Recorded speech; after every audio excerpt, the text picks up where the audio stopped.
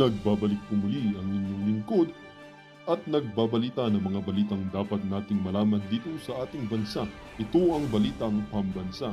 Atin ngang matutunghayan sa channel na ito kung ano ang nangyayari sa loob ng ating gobyerno at syempre tumutulong na rin sa ating mga mamamayan na malaman ang katotohanan dahil mayroon tayong karapatan na malaman ang tunay na nangyayari sa ating bansa. Ngunit bago natin panoorin ang balita, huwag niyo pong kakalimutan na mag-subscribe sa ating channel at pindutin ang notification bell para lagi kang maging updated sa ating mga bagong videos na ina-upload araw-araw. At sa ating mga solid viewers naman dyan ay maraming salamat naman po sa walang sawang pagsuporta. At syempre, huwag din pong kakalimutan mag-iwan ng like at i-share ang ating mga videos. At kung mayroon ka naman pang opinion, ang ating comment section ay bukas para sa inyong mga hinaing. Ito na nga mga kaibigan, ating panoorin ang buong video. Salamat po muli and God bless!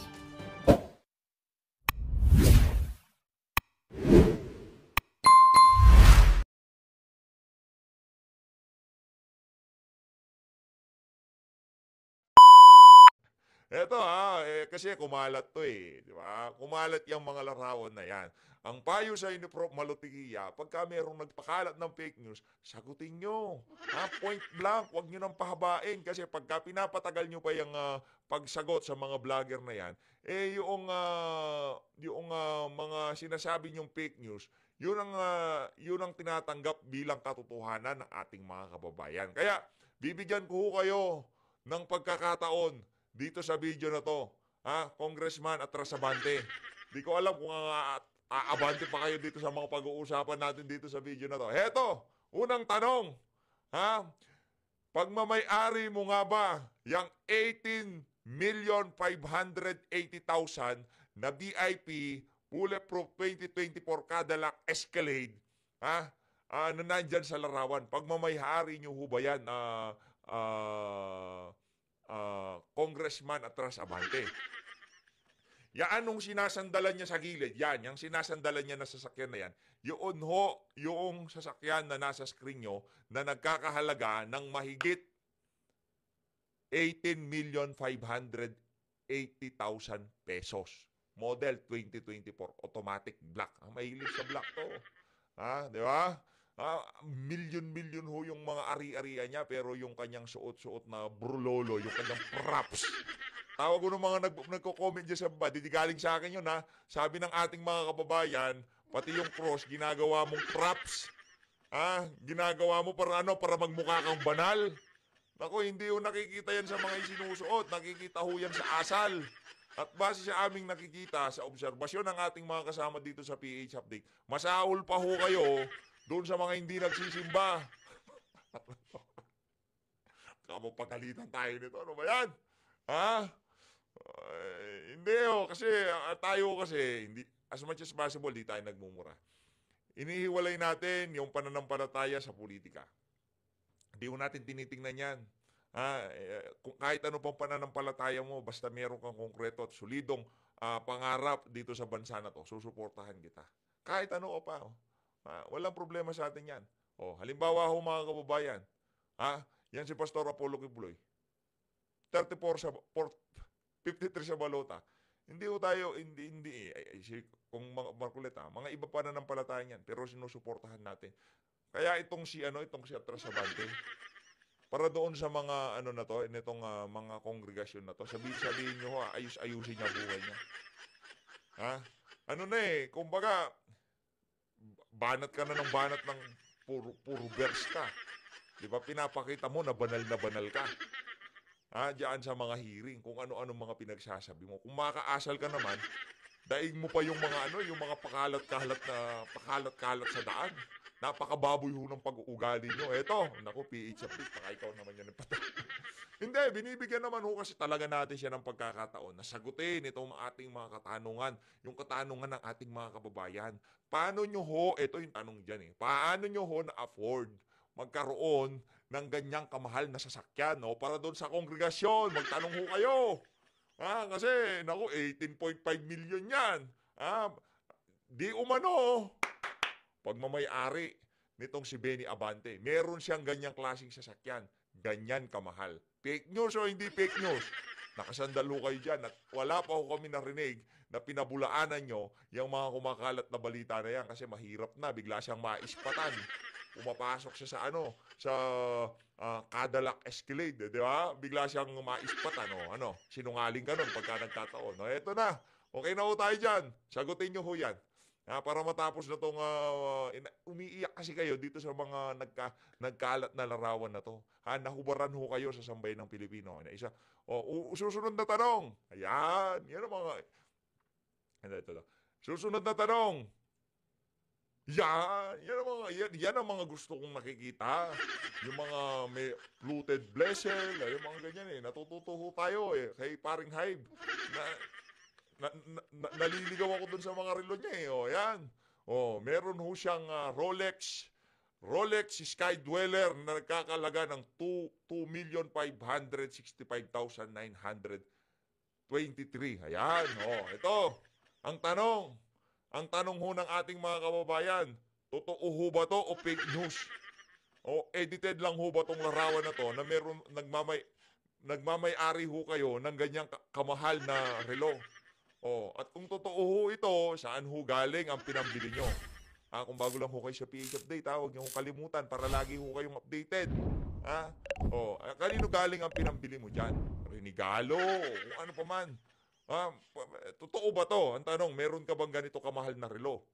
Kasi ang mahal ho niyan, 2.5 million pesos ho yan. Di ho basta-basta ang pera yan, higa nga. Diba? Bahay, sasakyan, negosyo. Naku, napakalaking pera na ho niyan. Isa pa ang tanong natin, dito kaya Trasabante, ito yung pinuputok ng butsi niya Ayun. Ito ang sinasabi natin. Ito ang pinakamalupit, ika nga, 2.8 million. Iraround up ko na kasi 799,000 ilang 10 piso na lang ata kulang. 200 1.8 million. Itong sa kanyang, ano pa ho yan pre-owned pa yan. Ganyan na kamahal. Pre-owned pa ho yan. Rolex Blue Submariner. Naku. Ang mamahal pala ng nung Submariner na kulay blue. Sa bagay, ang ganda naman ho kasi. Ang ganda ng kulay blue na na relo. Maganda rin ho yung kulay green Natitripan ko din yun Kumbaga, pinapangarap natin yan. Pangarap lang. Hindi, pang ho kasi yan Kadalasang nakikita nating may suot ng mga ganyan. Hindi man nga ho yung mga negosyante. Kadalasang sumusuot ng mga ganyang kamamahal na relo, yung mga congressman, yung mga politiko lang ho. Totoo ho ba to? Bishop o Pastor Benny Abante. Totoo ba to? Kasi baka fake news pala itong sinasabi natin dito. Sagutin nyo ho sa ating mga kababayan. Isa-isahin nyo ho yung mga gamit nyo. Para may mapag-usapan na naman tayo. Ang hirap kasi kaya ayaw nila sumagot. Pagka sumagot sila, iko-content sila ulit. Ngayon, mabubutasan na naman. Sasagot na naman sila. Naku, walang humpay na sagutan yan. Troy! Ayun, wala na. Yun na nga. Yun na ho muna ang ipapasagot natin dito kay Benny Abante. At ngayon naman, ako. Eto na. Tuturuan na ho ng leksyon nitong si Prof. Malutikia, itong si Thunders, itong si Benny Abante. Nakikita ko lang pagmumukha ni Benny Abante na naaasuya na ho tayo Parang gusto na ho natin. Parang ayaw na natin Okay. Also, answer that if you can. Sir, yung sinabi ni Attorney Ricky, I would classify it as a value judgment. Pero mahirap value judgment. Value. Value dahil Value. sa kanya Yun ang value set niya na nag-conclude siya na nanlilin lang. Pero uttered to a politician, nag-iiba yung kulay kasi pag sinabi mong ikaw ay nanlilin lang, it goes to trust. Kaya You were saying, Ms. Malo, that we should react, Mr. Chair, no? We should react whenever there is a fake news that is blatantly being spread on us, okay? Now, is that not being onion skinned? no, sir. Kasi you just want to establish the facts. Correct. There are several tools where you can check whether there is Galing an yan, organic Malo. push, Mahusay. or a push against you. There are several listening tools. I don't know if the good undersecretary. There are several listening tools, one of which is Meltwater, Ubermetrics, Brand25, keywords. The system will monitor and Pagka hindi na ho tayo nag-vlog, ibig sabihin, kasama ko na ho yan sa Prof. Malupit. Mag-a-apply na lang ako sa publikos. Parang okay magtrabaho dyan, no? Ang daming matututunan yung mga gamit na yung mga ginagamit nila, no, para malaman nila kung, 'di ba, organic yung galaw sa social media. Magaling yung na yan. Gusto nating matutunan yung mga ganyang klase mga tools. if it is an authentic one, you will not see all dark ones. You will see several nodes going to several outlets. But if it is being pushed, there will be several dark nodes and everything is going back and forth. That is an operation online. And there are existing applications that any legislator can use just to see whether it is organic and whether it is authentic. Attorney Ricky, would you want to react on that, Mr. Chair?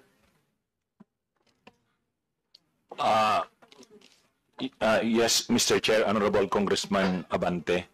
Ako po kasi, never po akong nagmumura, never po akong nambabastos.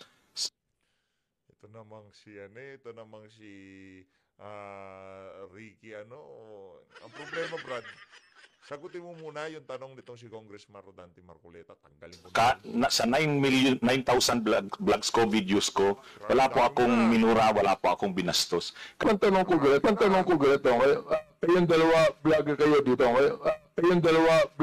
di ba? So, nabanggit mo kanina, Attorney Ricky, na yung bang... Teka lang ho, balik ho tayo dito kay Prof. Malo Tequia. Balik ho tayo dito kay Prof. Dito ho tayo. Sir, media centers. Mr. I would Chair? say in media centers because like in Manila, Cebu, Davao, at pwede ho ninyo, sir, na Sabi niya, some people's idea of free speech is that they are free to say what they like. But if anyone says anything back, that is an outrage. Totoo po yun sa nangyayari sa atin ngayon, no? Gusto ko lang pong tanungin ang ating mga inimbitahan na mga vlogger dito at media practitioner, ano? Siguro ang unang pwedeng sumugot nito ay si Miss Malu. I just would like to know the real definition of fake news. Sa inyo, ano po? At ito ba ay buong Pilipinas na ba ito?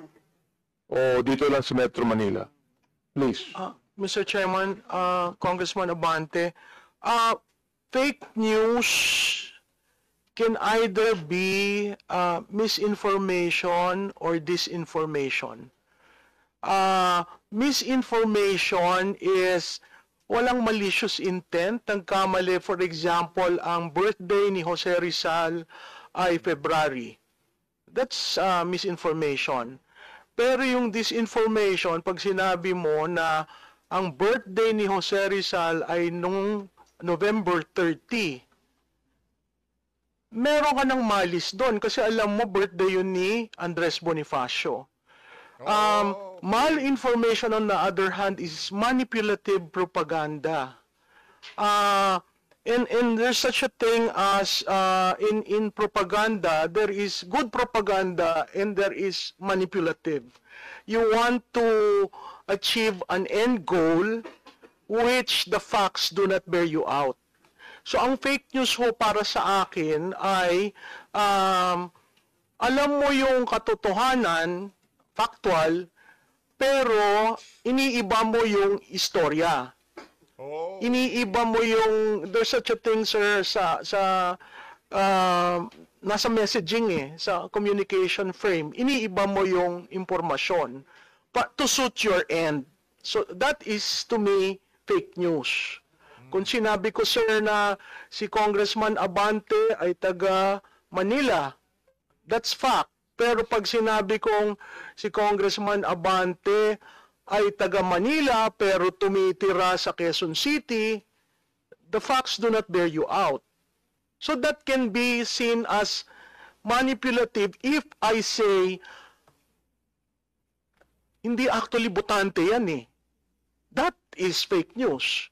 But it started with facts. Nakatira si Congressman Abante sa Manila.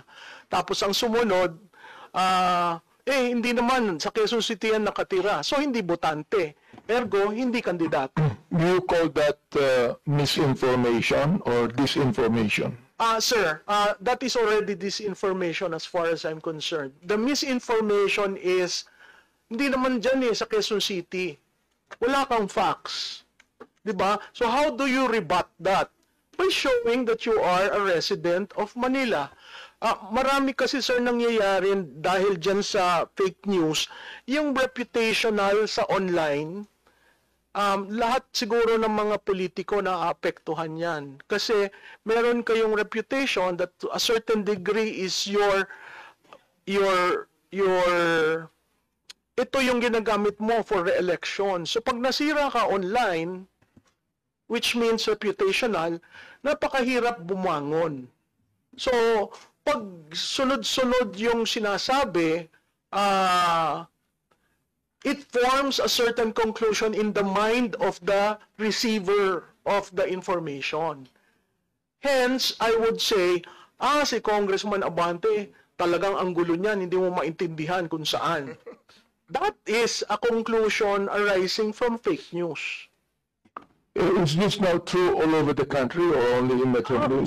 Sir, media centers. Mr. I would Chair? say in media centers because like in Manila, Cebu, Davao,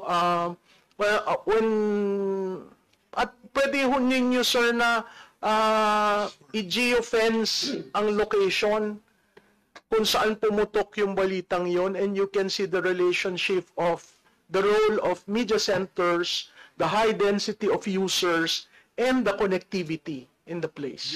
How does that affect, for example, a politician na tinitira? Diba? Hindi naman ho sa interes ng sambayan ng Pilipino. Yaang pagkakandak ng hearing na yan ng TRICOM. Para ho yan sa benepisyo ng mga politiko na tatakbo sa 2025 midterm election. Wag ho yung tipong para sa mga kabataan, nalalaso ng kaisipan nila. Hindi naman ho nila alam ang kanilang mga sinasabi. Yung tipong mailagay lang nila yung mga sensational word na diyan sa mga speech nila. Ilalagay ho nila. Pero hindi naman ho nila alam ang kanilang mga sinasabi. Yan talaga nakaukol para matira o mabalikan yung mga bumanat sa kanila dyan sa Twadcom. Lalo na yung si Robert H. Barbers. Naku, dami mo ano yan. Ang dami hong bagahe niyang mama na yan. Dami ho niyang sama ng loob sa mga vlogger. Kaya kung sakali mga umabot na talagang nagpunta dyan ng mga vlogger, masyado hong madugo. Masyado hong malupit hong magiging sagutan. At sigurado ho tayo. Malaking kaguluhan ho yan na kailangan ng makialam ng mga retired men in uniform kagaya doon kay Ka Eric at Doc Badoy. Kasi talagang hindi ho titiklop yung mga vlogger na makikipagbalag-bagan yan. Kung kailangan ho nilang ialay ang buhay nila para mapagtanggol o maitulak ang kanilang pinaglalaban na alam naman ho natin na tama din naman, gagawin ho ng mga vlogger na yan. Yun ang ating sigurado dito. Sa face of fake news. Sir, alam nyo, pag tinira kayo, ang kailangan authentic ang inyong reply. Ang problema ho sa ibang politiko, it takes time for them to react, and by that time, it becomes now the truth. Kunyari, may lumabas na issue ngayon. Ibig sabihin, atras abante, dapat abante ka lang ng abante. Pag merong issue sa'yo, kagaya ng mga ibinato ko, sagutin mo na agad.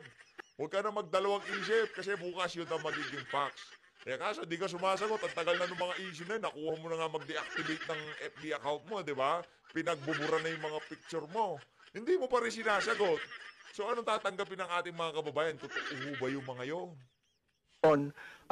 Some politicians would say, I do not want to react kasi pag nag-react ako, lalo kung pinahahaba, pinalalaki yung fake news.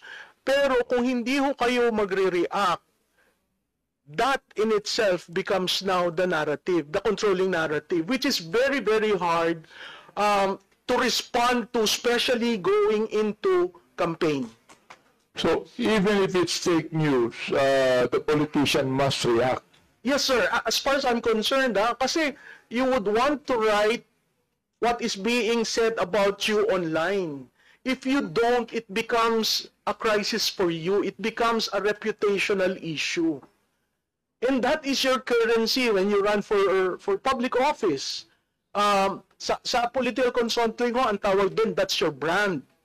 So if your brand is destroyed, it's going to be very, very hard for you to increase your trust. Natatandaan po ninyo ito, sir, may awareness, may tiwala. Awareness, pwede kayong universal. Ang tiwala, napakahirap i-earn. Ngayon, pag nakikita, ginawa yung issue sa inyo, sa distrito nyo, uuga ho yung tiwala. At alam naman po ninyo, ang tiwala, in a 45-day campaign period, mahirap pong ma-rebuild.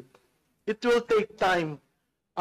Pero ang paniwala ng iba, Ms. Malu, when you react, you become defensive. Kanina, nabanggit mo na you have to be offensive on this, di ba? Sir, kasi sa akin, the best defense is offense. And when you just say, when you be your authentic self, you're opening yourself, ito ako hindi totoo yan. So kung hindi nyo sasabihin hindi totoo yan, ang mga constituents nyo will always say, oh, tinan mo, nagnakaw yan. Oh, tinan mo, yumaman yan. Very hard to control. Especially during a very heated 45-day campaign period. Wala na ho kayong chance to clear that out. So, Naku, yari ka dyan. Yari ka dyan, Brad. Naku, yung tingin ko yung trust mo, at saka yung pananaw sa iyo ngayon ng mga constituent mo, medyo merong galit, merong asiwang-asiwa sa mga pinagagawa mo. Hindi daw sapat yung 45 days sa campaign period para mabago ang pananaw sa iyo ng iyong mga nasasakupan. Kaya paalam na dito sa isa sa pinaka-coops na congressman dyan sa House of Representatives, dito kay Atras Abante. Okay na rin yun, pahinga na ho kayo. Pag nagpahinga ho kayo, lubos-lubusin nyo na. Wala naman hong magpapabalik sa inyo dyan sa pwesto nyo na yan. Pag nagpahinga kayo, habaan nyo na. Pag natulog kayo, habaan nyo na. Huwag mo muna kayo. So bago pa mag 45-day campaign period, sinagot nyo na. And then you can reshare that. Napapaisip to itong si Kumag. Dapat sinagot ko na.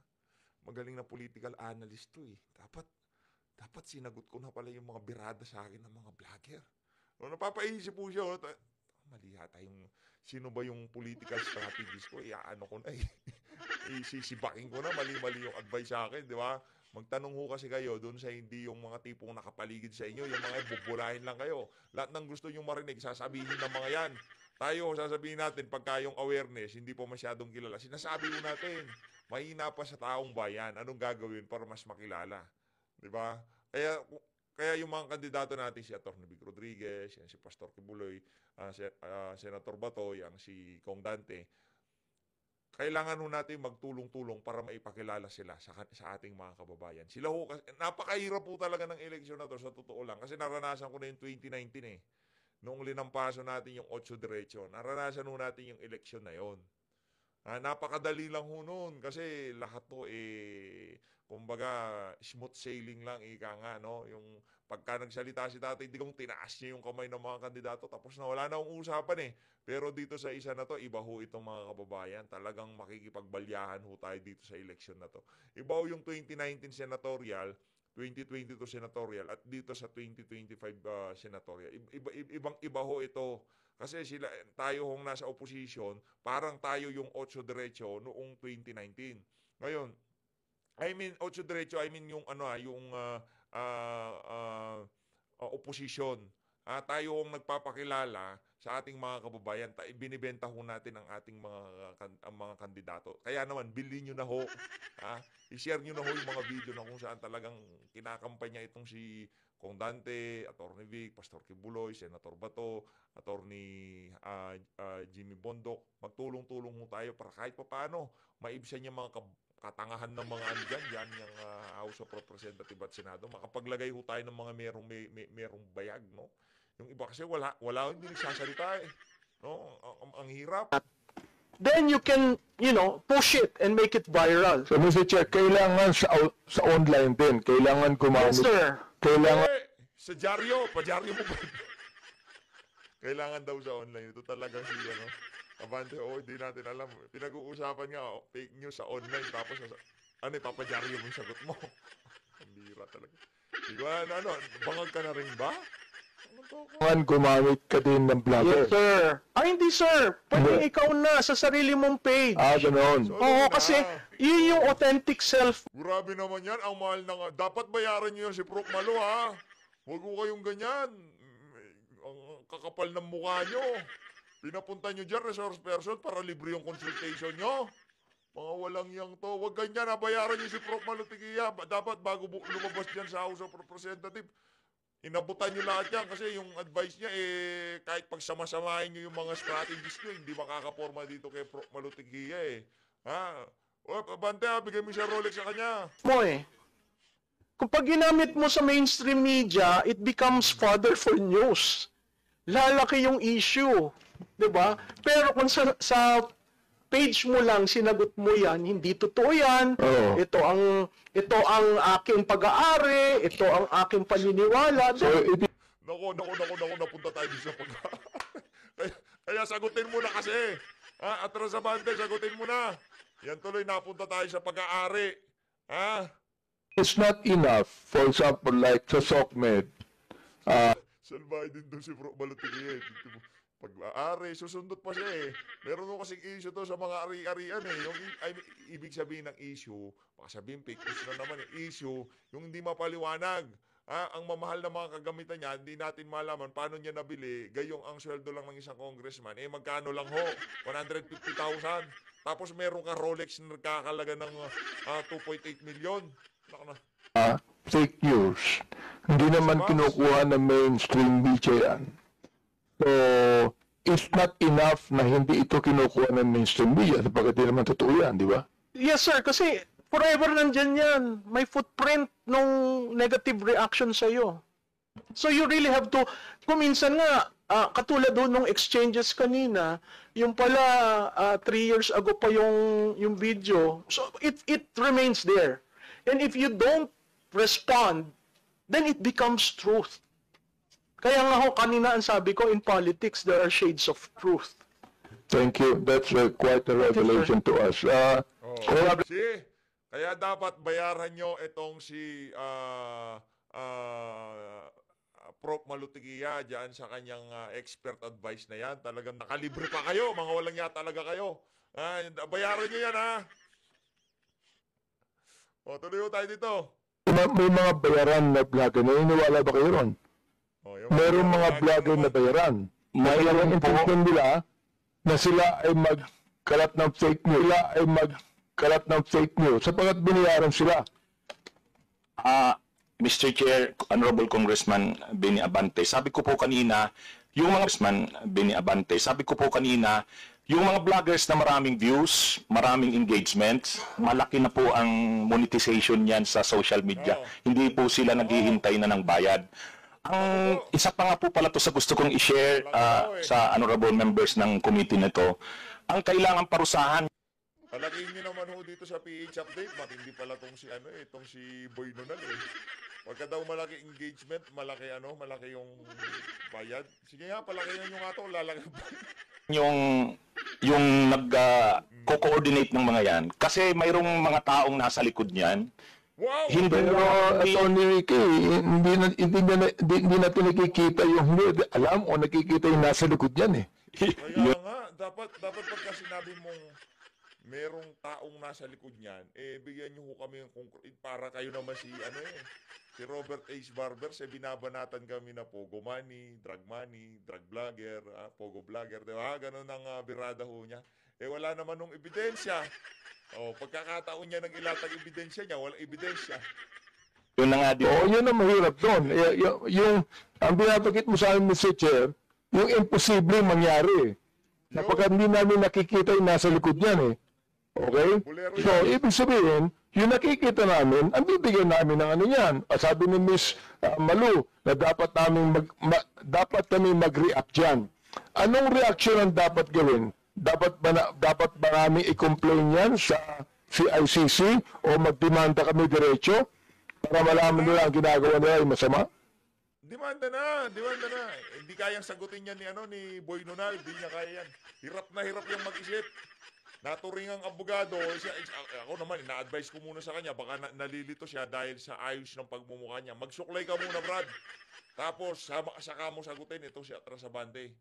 Meron din mo kasing dapat medyo presentable kang konti para makapag-isip na maayos. Mr. Chair, ako po, agree po ako sa sinabi ni Mama Lu Tikia. Kailangan po ninyong sagutin yung mga issues na inaano sa inyo na nire-raise. Pero kung talaga namang malicious, talagang kasuhan nyo po. Yung po yung, kasi yan po naman ang nasa batas natin. Hindi namin malaman kung borderline libelous na pala, di kasuhan nyo.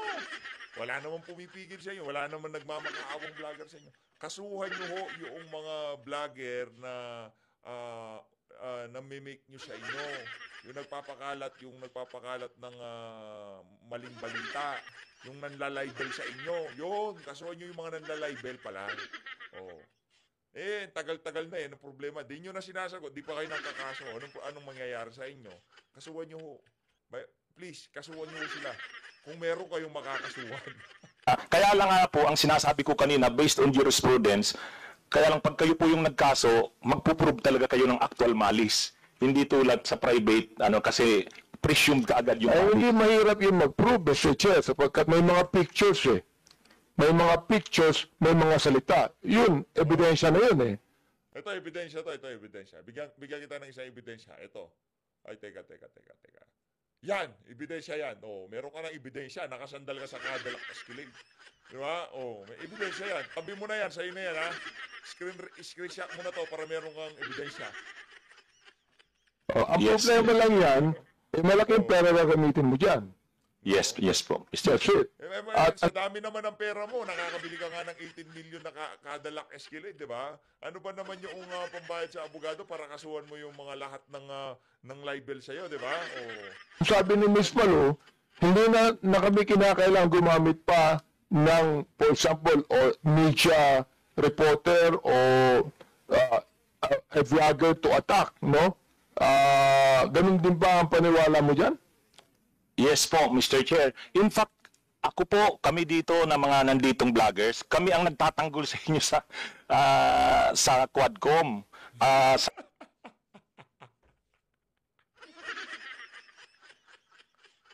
Ang nagtatanggol sa'yo si Boy Nunal, nako.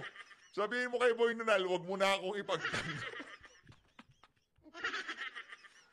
Ano ko Ako, kung halimbawa, politiko ako, pinagtatanggol ako nitong si Boy Nunal, sasabihin ko lang dito, huwag mo na akong pagtanggol. Wala naman nanonood sa mga yan eh. Wala akong nanonood sa mga yan. Kasi alam ho nila, yung mga kababayan ho natin, hindi naman basta-basta nabobola. Diba? Kung merong troll farm o merong, diba, administration, sila yung pinagtatanggol nila, yung naratibo ng administration, dapat sila mas maraming nanonood. Kami nasa opposition, taga-suporta ni Tatay Digong, yun ho ang tanong nyo sa mga utak nyong gamunggo. Kung bakit dito sa mga wala sa administration, naturing ang mga opposition, bakit ang daming nanonood sa kanila? Sino nang babayad sa mga troll na to? Sa mga tinatawag nilang trolls na nanonood sa atin. Sino nang babayad? Wala akong pambayad. Opposition nga eh. Wala nga sa wala nga wala nga malalaking tao na tipong nasa pamahalaan ngayong mga panahon at sa mga pinagtatanggol natin. Si BP Sara, ayun, 700 million yung budget niya.